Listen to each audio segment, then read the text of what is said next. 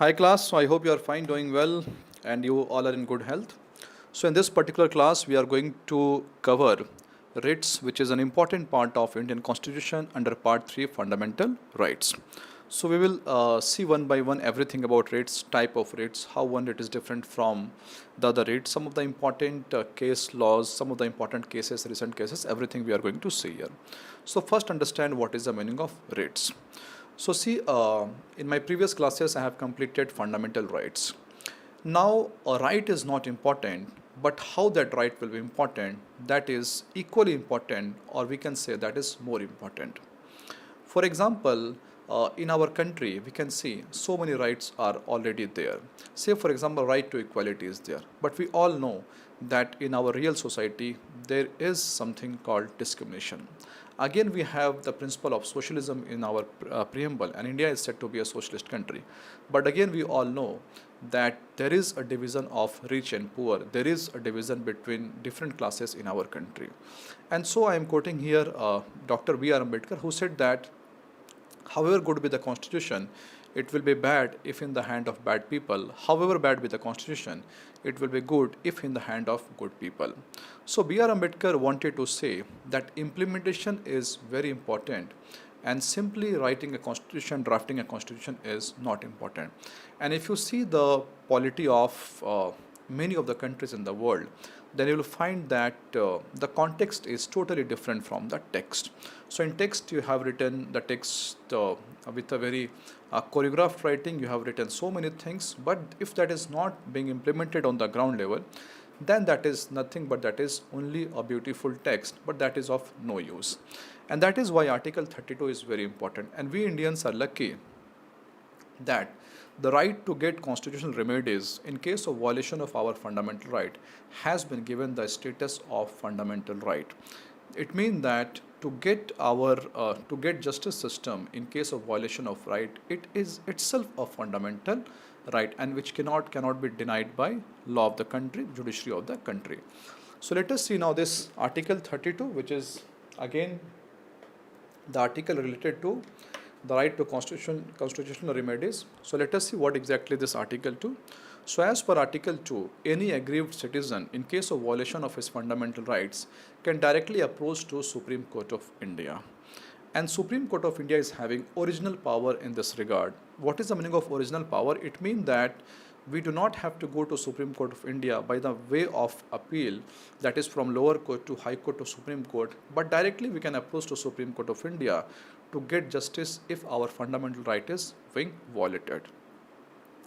And that is why this article, that is Article 32, was called most important article by Baba Sahab B.R. Ambedkar. So B.R. Ambedkar said that Article 32 is not only the most important article, but it is the heart and soul of our Indian Constitution, heart and soul of our fundamental rights. And without Article 32, this entire concept of fundamental right is nothing but it's meaningless. That means this Article 32 only gives meaning, the life, to entire chapter of Part 3, that is all about fundamental rights. In fact, now by the subsequent judgment of Supreme Court of India, Article 32 is now basic structure of Indian Constitution. That means however mighty the state be, the state cannot take away the power of Article 32, and every Indian citizen will continue to get this right, even if there is any kind of amendment, or even if there is multiple amendment in the Indian Constitution. And so, when anyone will approach to Supreme Court of India under Article 32 to get justice system, then Supreme Court of India can pass orders, can pass direction, or can pass writs. All right. So when you will go to Supreme Court of India that your fundamental right has been violated, then Supreme Court of India can pass direction, order, or writs, the writs that we are going to see in this class. Now, what is the meaning of writ? So, literal meaning of writ is nothing but literally the meaning of writ is a written document. But in the world of polity, in the sphere of polity, when we say writ, it means that a written order, in the sense that that order should have legal backing, that order should be enforceable. So, when Supreme Court of India passes the writ, it means that that order has the weightage of enforcement, that will have to be enforced, and so writs are very important. Now if we talk about high courts of our country, then high courts of our country, they also enjoy the power of issue writs. That means in case of your violation of fundamental right, you can approach to high court also, or you can directly approach to Supreme Court of India also. Now I told you that Supreme Court of India enjoys this power under Article 32, but high courts of our country enjoy this power under Article 226. That means when you will approach High Court, any of the high courts of the country, then High Court can also pass order, direction, or writs. But other courts of the country, that is ordinary courts, district courts, they can pass order, they can pass even direction, but they cannot pass writs. So writs, this passing of writs is exclusive domain of Supreme Court of India and High Courts of our country. But in this regard, if you talk about the power equation of Supreme Court and High Court, then there are certain differences. What is the first difference? The first difference is that Supreme Court of India enjoys this power under Article 32 and High Court enjoys this power under Article 226. Now the second difference is that when anyone approaches to Supreme Court of India under Article 32, then Supreme Court of India cannot deny him that we will not take your petition, and you go to the High Court and all. But Supreme Court of India, if find that there is a substantial violation of fundamental rights, then Supreme Court of India has to take that petition. There is a constitutional obligation and legal obligation on part of Supreme Court of India. But if we talk about high courts, then High Court may not take your petition under Article 226 for violation of fundamental rights, because here High Court enjoy discretionary power and it's not mandatory. So in this way we can say that the power of High Court in this regard is wider in comparison to Supreme Court in one more sense, because under Article 226 High Court can take the petition of violation of other rights also apart from fundamental rights. That means High Court can take the petition of violation of non-constitutional rights, non-fundamental constitutional right, legal rights, ordinary rights also. But Supreme Court of India can take only and only the petition of violation of fundamental rights under Article 32. Now next difference is that I told you this difference also, that Supreme Court of India will take only fundamental rights, but High Court will take fundamental rights also and ordinary rights also. Next difference is that it's all about jurisdiction. That means Supreme Court of India can take the petition of this passing of writs for entire territory of the country. But here in this case of High Courts have limitation. For example, say if you file a petition in Bombay High Court for violation of fundamental right, then Bombay High Court will take your petition only when the cause of that violation, or you personally you are in the part of Maharashtra and Goa, or against the body, that means if you are filing that petition against a public body, then that public body should lie in Maharashtra and Goa. The thing is that if any cause of action or any stakeholders related to the violation of fundamental rights, if they are within the jurisdiction of Bombay High Court, that is Maharashtra and Goa, then only the Bombay High Court will take your case. Otherwise, if it has application of pan India, or if you are not within the jurisdiction of that High Court, then High Court is not going to take that petition. But Supreme Court is again open to all those kinds of petitions. So I hope that up to this things are totally clear to you. Now this power under Article 32 is called original and wide power of Supreme Court of India. Why original? I told you that it's original power because directly you can approach to Supreme Court of India without going to the high courts. Why it is wide power? Because it is not only about the writs, but under Article 32 Supreme Court of India can pass directions also, orders also, and writs also, and that is why this is called wide power. Now let us come to one by one how many writs are available under Article 32 and Article 26. So basically there are 5 writs which are available as per Indian Constitution. The first is habeas corpus, then we have mandamus, then we have provision, then we have certiorari, and then we have quo warranto. Alright. So the thing is that these five writs are available, and Supreme Court of India or High Court can pass any of these five writs depending upon the case. Now very briefly we'll understand what is the meaning. So when we say habeas corpus, it means to have the body, that is produce the body in the court. We will see what exactly is the meaning. When we say mandamus, it means it has commanding action. Here Supreme Court or High Court, command. Command means give a kind of order to do something. When we say prohibition, it means that to forbid. That means the court will now here put a kind of restriction on your action. Then when we say certiorari, it means that the court, that is Supreme Court or High Court, will put a kind of complete quash. It will completely quash your order. We will see what exactly is the meaning when I will explain to this. And then at last we have quo warranto, which means that what is your authority. Now let us see one by one all the writs. So the first writ is writ of habeas corpus. Now, in my last classes, I told you one thing, that any democratic polity, any country which is truly democratic, that will be known when the might power of a state has certain limitation. That means if constitution puts certain limitation on the right of power, the might of power, regarding what? Regarding putting any citizen behind the bar, or putting any citizen in some say in capital punishment or extrajudicial killing without any due process of law, without any procedure established by law, then constitution has to work there. Then only constitution has some kind of meaning. So here again Indians are lucky enough that in India we have a concept that is called habeas corpus. So what is habeas corpus? Habeas corpus means, say for example, there is a person called Mr. A, and wife of Mr. B is completely missing.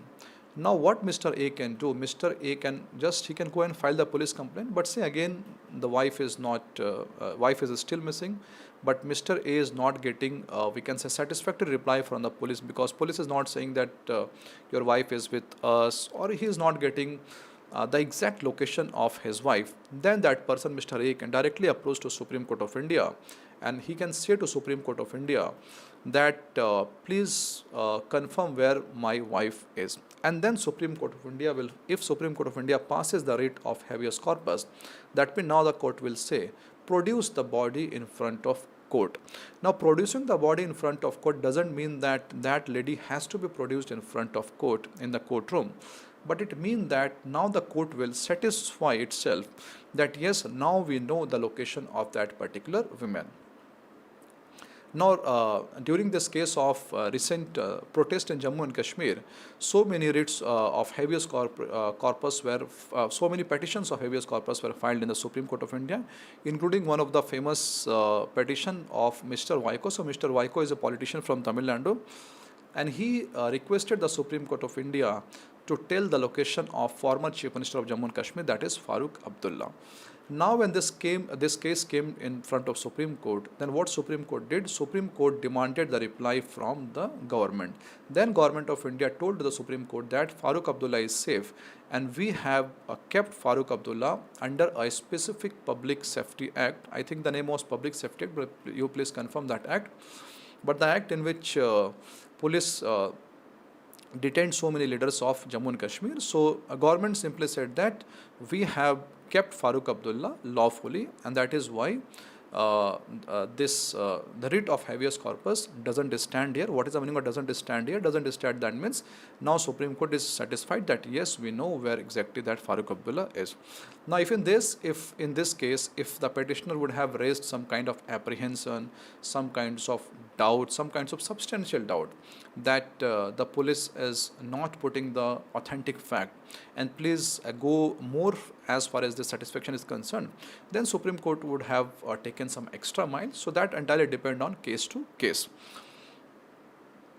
Now since here Supreme Court of India has to, we can say, has to confirm that where the body is, and so this particular writ can be filed against public authority also and private individual also. So public authority you understood. Now what is the meaning of this private individual? Say for example a big landlord is there, and that landlord has kept someone, one of we can say one of his servants in a kind of the system of bonded labor, okay, and he is not allowing the family of that labor, the father of that labor, the friends of that labor to meet personally with that labor, then the family members of that labor can file again habeas this writ, that is they can request the Supreme Court of India to pass the writ of habeas corpus, and they can request the protection of that servant in the court. All right.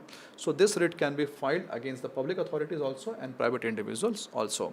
Now, what is the meaning of locus standi here? Locus standi, that means the someone who is filing the petition, he should have some kind of interest in that aggrieved person. Say, for example, here in case of Vaiko. So Vaiko has told the Supreme Court that Farooq Abdullah is my colleague, he is my friend, and so locus standi is there, and I have a interest in this particular case, and so I am the right person to file this petition. Now there are certain exceptions to this, the writ of habeas corpus. What are the exceptions? Exceptions are very simple. I told you that court has to satisfy itself. So say for example, court has it has been brought to the notice of court that the confinement of any person or if a particular person has been detained, arrested, or he has been put behind bar and all under some lawful acts. So if the act is lawful, then Supreme Court of India will say, okay, we are satisfied. The second case is that if that confinement is by order of a competent court. Say for example, Supreme Court of India has said that particular person has been sent to a particular place or in confinement by order of a competent court. Then also Supreme Court of India will say, okay, we are satisfied. Then the third case be outside the jurisdiction. Say for example, a citizen of Canada comes to India and he said that my brother in Canada is missing. So here Supreme Court will say that this is completely out of our jurisdiction because you are a citizen of Canada, your brother is missing in the Canada, so we are not going to enter into this domain. The next, if this case is related to proceedings of contempt of legislature or the court, then also the writ of habeas corpus, this will not stand here. All right. So this is all about habeas corpus. So I hope that you have understood this habeas corpus. So next, let us see about the next writ, that is mandamus.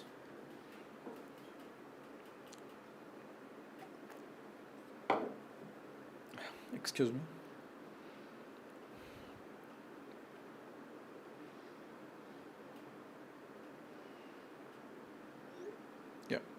Next is mandamus. Now, the meaning of mandamus is we command. It means that if your one of the fundamental rights has been violated, then you can approach to Supreme Court of India and you can ask the Supreme Court of India to give command so that I can enjoy my rights. Say for example, you have been barred by a government authority, by a public authority, to appear for a recruitment process simply because you are from a particular caste or religion, then this is violation of Article 16 public employment, because it says that with regard to public employment there shall be no discrimination. So if such kind of violation is there, directly you can approach to whom? Directly you can approach to Supreme Court of India that my right under Article 16 has been violated. Now if Supreme Court of India finds substance in this case, then it will pass mandamus. Mandamus means it will pass an order. What will be that order? Order will be that order will be towards that particular government agency, public authority, that allow this person to appear for this examination, and this is our order. And that order has what kind of gravity that is enforceable, that can be enforced. So the public authority has to fulfill the command of Supreme Court. All right. Now, since you can understand here that here Supreme Court of India or High Court is giving a kind of command, giving a kind of order. So when the court is giving an order, court has to keep something in mind. The court has to keep in the mind that when we are passing that order is correct or not, or that order has to be there or not. All right. Say for example, we can talk about, say, Chief Minister Relief Fund. So if Chief Minister Relief Fund is there, then it is entirely discretion of Chief Minister that where he has to invest that particular fund. So here there is a discretionary power of the Chief Minister. So in this case, the court cannot pass mandamus. That means it cannot direct in the form of command that you give relief fund to a particular person.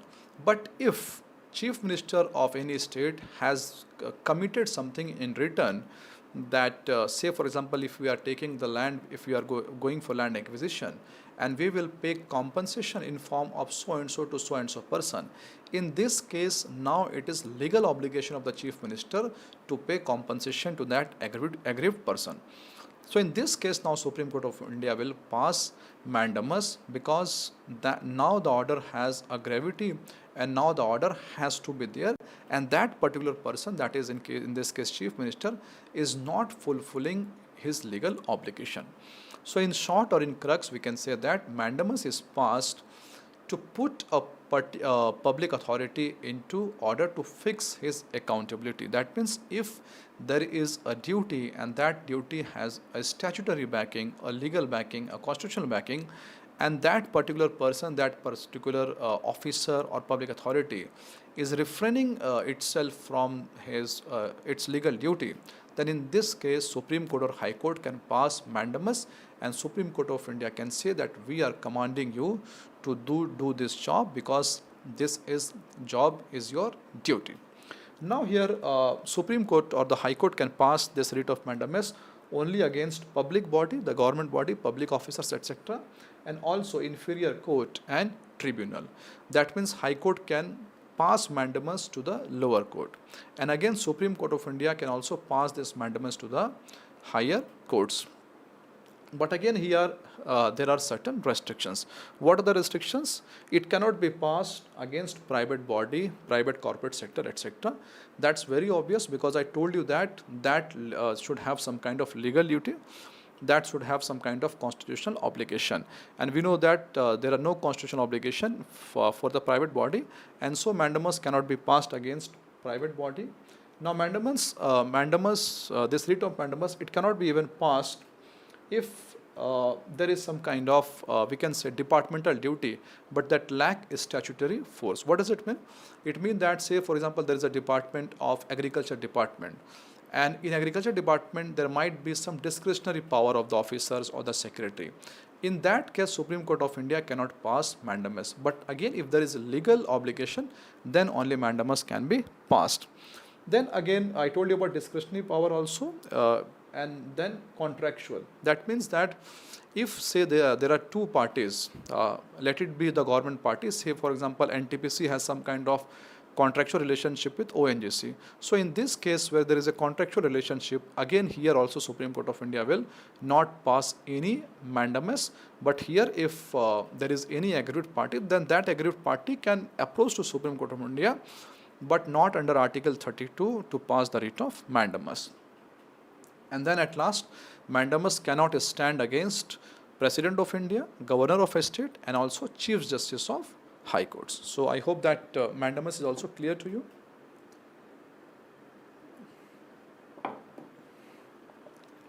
Now next writ is provision. So provision simply mean to put a stop, to forbid, to put a kind of restrictions on, and we can say if something is going to start, and this provision can be passed against lower court, tribunal, judicial, quasi-judicial body, and similarly this certiorari, it can be also be passed against lower court, tribunal, judicial or quasi-judicial body.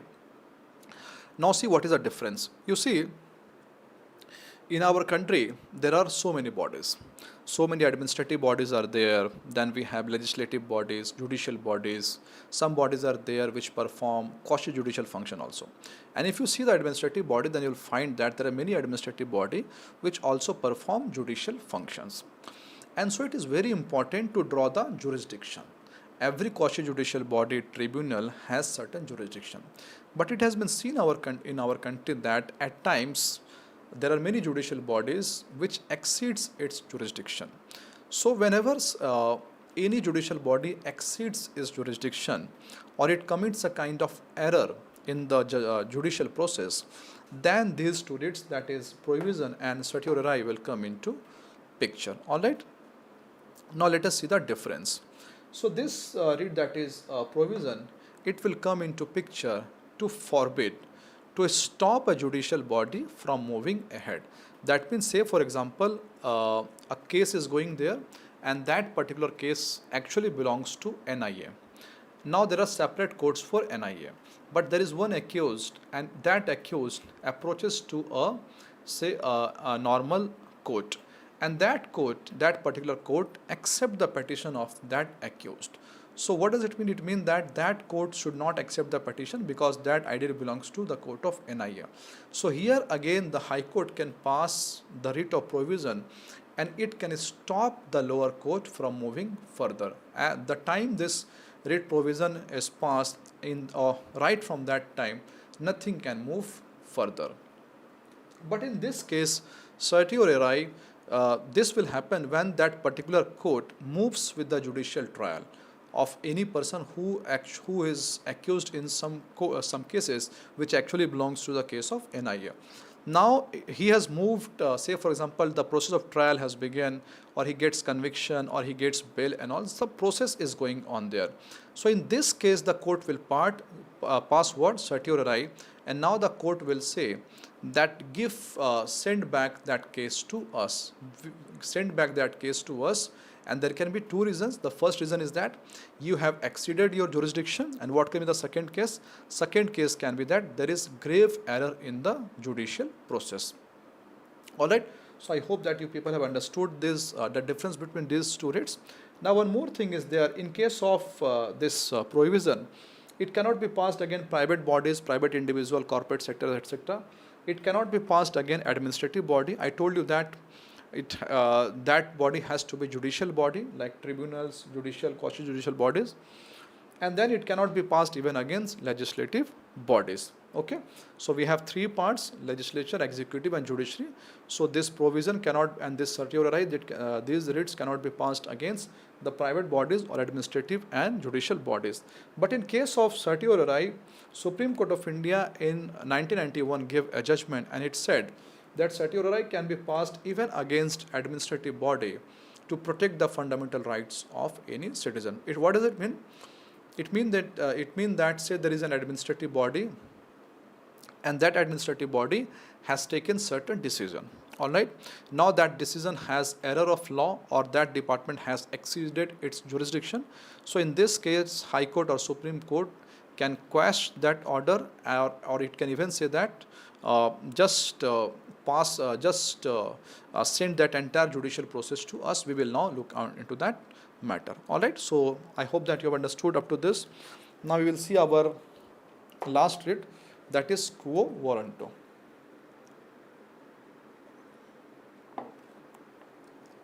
Now quo warranto is a very, again, we can say it's a writ which is in news. Often you can see this quo warranto in news.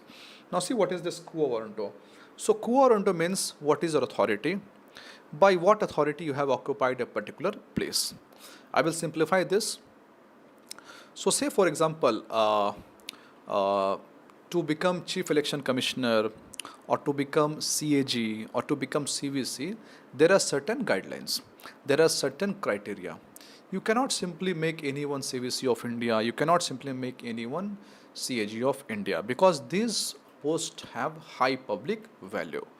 Now the very first thing is that this quo warranto stands only when, now see when it stands. It stands when any particular person has occupied a seat, a position of high public value and substance. That means if a seat which has very high public value, and if that will be occupied by a person who is actually not eligible for that post, then anyone, any Indian can approach to Supreme Court or High Court to pass what? Quo warranto. Here locus standi doesn't stand.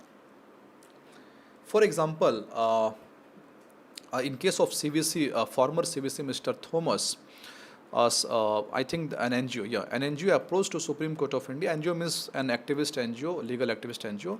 That NGO approached to Supreme Court of India, and Supreme Court of India in Mr. Thomas case, former CVC, passed this order of quo warranto, and that Mr. Thomas was removed from the post of CVC Central Vigilance Commissioner, because Supreme Court said that you are actually not eligible to sit in this chair. Now one more recent example can be there of Prashant Kishore. So I think 1 year back or 6 months back, Prashant Kishore was appointed principal advisor of Chief Minister of Punjab. So in this case, an advocate approached to the High Court, and that advocate basically petitioned to pass certiorari, and he said that Prashant Kishore has assumed a post in which he is not eligible, or he said that there was no open recruitment process. So this is also violation of Article 16, because Article 16 said that there should be equality of opportunity, and since there is equality of opportunity, so there was no vacancy recruitment process and all. And so I am challenging the recruitment of Prashant Kishore in a post like principal advisor to Chief Minister.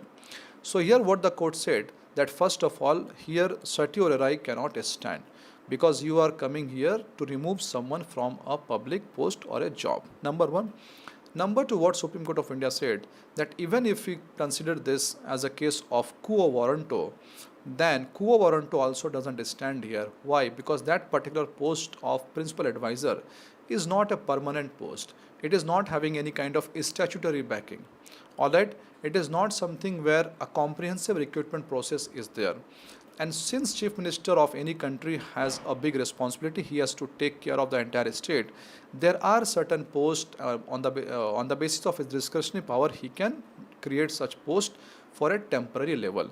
That means the court said that the post of principal advisor is not a permanent post, and that is why this post, which against which this writ of quo warranto can be passed, it can stand only in case of public office of permanent in nature, and that should be substantive, and it cannot be passed again ministerial office or private office. Ministerial office, that in the sense that if an employee of the government is there and he is doing, say, the jobs like clerical job, the job of peon, then such kind of jobs do not carry substance in the sense substance of public value, and that is why quo warranto doesn't stand in such cases. So I hope that you have understood the entire nitty-gritty of this entire writs by Supreme Court and High Court. So thank you very much. We'll see you in the next class. Thank you.